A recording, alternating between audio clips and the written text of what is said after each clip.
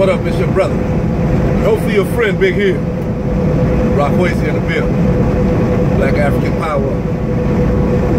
Each one, teach one. Yeah, I'll make this video here, man. This is, I guess you could say it's kind of in response. The other day, my brother, Rhetoric Reborn, my Facebook friends, man, he made a post stating that, you know, ain't nothing, there's no perfection. You know, there's no such thing as perfection, right? And when I hear people say that, you know, I always tend to say yes, there is, and it throws people off. You know what I'm saying? It's because, and I know why. I understand why, and that's kind of what this video is about. You know, I want to explain why I say that. You know, and then my brother, he made a video. You know, he had called me out in the video. I just didn't see him. He went live. If I would have knew he was making it, I would have joined him. You know, we could have had a dialogue about it. Maybe at some point in the future we can. Appreciate the shout out in your video. And I understood what you were saying. You know, you went on, even on that post, to explain. And you got real deep with it, you know what I'm saying? I agree with everything that you said. You know, that in the context that you were using perfect and perfection, you were right. There is no perfection. But as you've seen, I put the definition of the word. I put Oxford definition up there from the Oxford Dictionary. And as you saw that the word, like so many other words we use in this language, has various meanings. You know what I'm saying? And one of the meanings of perfect is like complete and mature. Or, let me see, I can't even remember, but that's the one that I was referring to when I said there is a such thing as perfection. Because you can be complete and mature. And if you looked at the definitions, you'll understand that in the context is everything. There is a way that you can be perfect, and there is a such thing as perfection when you use that word in the right context. That's the only reason why I jumped in that post and said, yes, there is a such thing as perfection. You know what I'm saying? But that's because you didn't really give it any context. But once you came back and you gave it context, I'm like, okay, you know, in the sense that you were using it, that there's nothing in this world without flaw. There's nothing that's really flawless, and perfection is an ideal. Is an ideal that this goddamn motherfucking hell. Anyway, this dude over here fucking making gestures and shit. Alright, that made me lose my train of thought. In this world, there is no perfection, right? In the context with which it was used, and I can agree with you. But and I understand that in that context and in that sense of the word, perfection is just an ideal that we can strive for. You know, like here's perfection. We know we'll never reach it, but we can always strive. You know, I always say there is no perfection, but we can always strive for excellence. You know, we can always do things in an excellent manner. You may not be perfect, you may not ever get perfect, but that don't mean that you can't strive for excellence.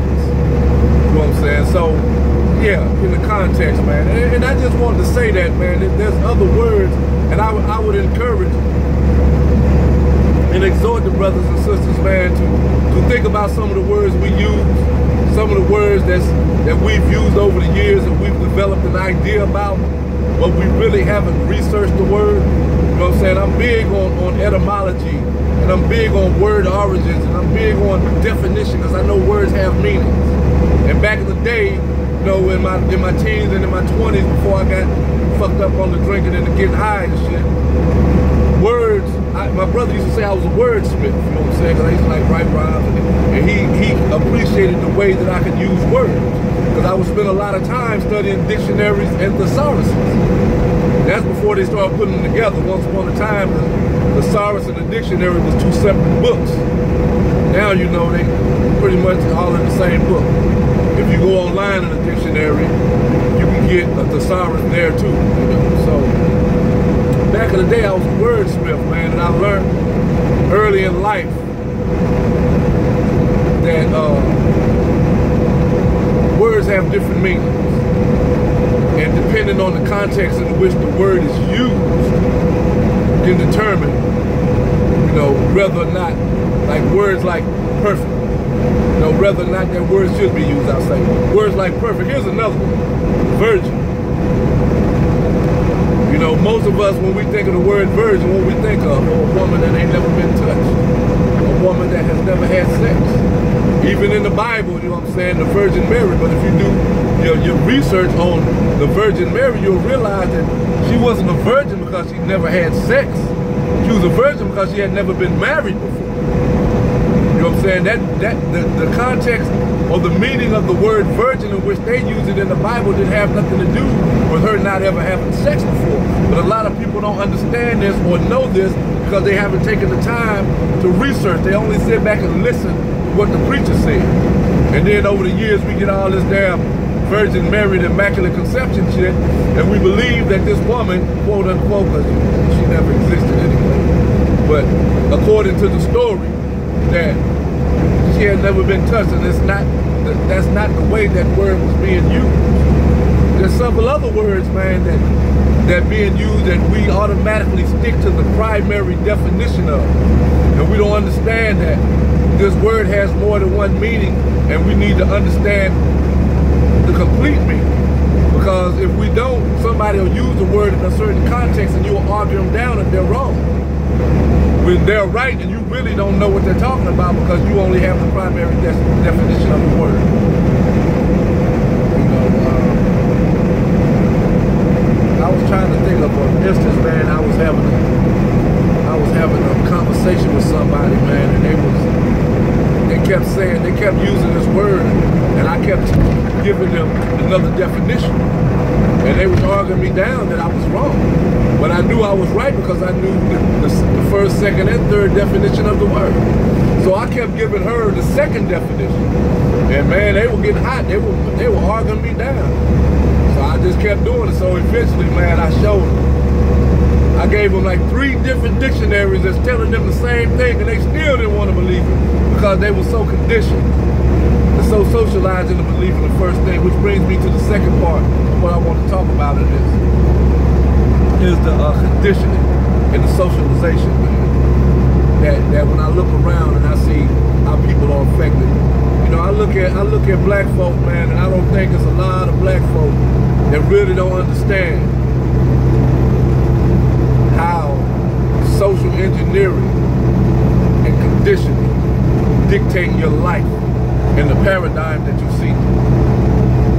You know what I'm saying? Talk to people about social engineering and conditioning, and they'll argue you down, start calling you some type of conspiracy theorist or something like that. Not even understanding that this government has social engineering institutions. You know, like in the 1940s after World War II. Even before then, but really they kind of wrapped it up after World War II. They went and got all those German psychologists and German scientists and gave them new identities and brought them to America and started developing ways to control the minds of people. Propaganda, mind control techniques, psychological operations that's employed on the public. You know, they just, you know what I'm saying, if you're not aware of this type of information, you will look at what goes on in society and then go look at the corporate news media, and they'll give you that propaganda and you'll believe that this shit is normal. But it's not. A lot of times, man, psychological operations are being employed on the population to get us all thinking a certain kind of way. And anybody that don't fall up under that spell, or don't go with the status quo, or go with the official story that the government gives you, then they're looked at as a dissenter, or this, or that. Because they actually think it for themselves. And they refuse to fall for all these conditioning and social engineering techniques that's being employed. You know what I'm saying? So I said all that to tell the brothers and sisters, man, to wake up, man. Start doing a little bit more research, because, man, I be talking to some people, man, and I just be listening to them, and I'll be like, man, damn, brain dead, man. Because I'm listening to what you're saying, and you really believe this. But I know the truth about what you're talking about. You know what I'm saying? We live in an information age. There's too much information out here to be ignorant about shit. So, wake up, man. It's all right to look at YouTube and watch documentaries, man, but you still need to crack open some books and do some reading and some studying on your own. Because if you're just going off of what you see on YouTube, then basically what you're doing is you're just taking somebody else's paradigm, somebody else's viewpoints, and you're adopting them. And then you regurgitate them like they're yours. You know what I'm saying? I know people that do that. You know, they send me videos, and then when I watch the video, I'm like, oh, that's the same shit you talking. So really, you haven't done any reading, you haven't done any research, and you just regurgitate what this motherfucker said in this video. I mean, if it's true, it's true, because information is information. But the point I'm trying to make is, do a little bit of reading about it, then you'll have a better understanding. You can critically examine the information and formulate your own thoughts. You know what I'm saying? You say, oh, in my opinion, but your opinion is the same motherfucking shit you heard somebody else say. No, it ain't your opinion until you take the information, place it under critical examination, formulate your own thoughts and idea about it, and then express that. That's your opinion. Not you repeating something you heard somebody else say on a video. Anyway, but we get caught up, man, you know. I've done this shit before. You know, I've heard certain scholars say something, man, I've done it. But the thing about it, if I do it, you know, I'll tell you, like, yo, so-and-so said, according to so-and-so. I won't throw it out there like it's my original thought. I take pride, man, on having a damn brain. I take pride on having a reasonable enough command over this bastard language we speak to be able to express my own thoughts and ideas. You know what I'm saying? I take pride in that, you know, especially after all the years I spent, goddamn it, smoking dope, drinking, and staying in a goddamn drug and alcohol-induced haze. The fact that I can still formulate and think clearly, goddamn it, makes me feel good. So, you know, I said all that to continue to, man, to try to exhort my brothers and sisters, man. Y'all pick up some books, do some reading, man. Online, read some of these scholarly articles and shit about the things you're interested in. Sit back and place that information under critical examination and form your own thoughts and opinions about it, and then proceed from that point. And then you'll be all right.